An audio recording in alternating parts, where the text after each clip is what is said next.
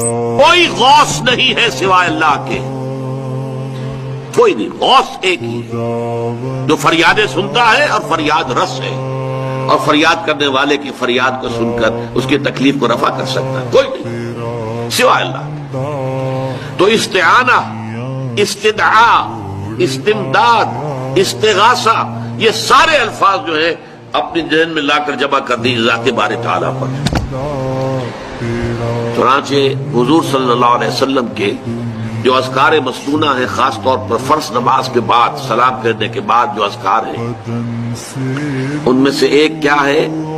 اللہم اعنی علی ذکرک و شکرک و حسن عبادتک، پروردگار میری مدد فرما کہ میں تجھے یاد رکھ سکوں، بھول نہ جاؤں تجھے، تیرا شکر ادا کر سکوں۔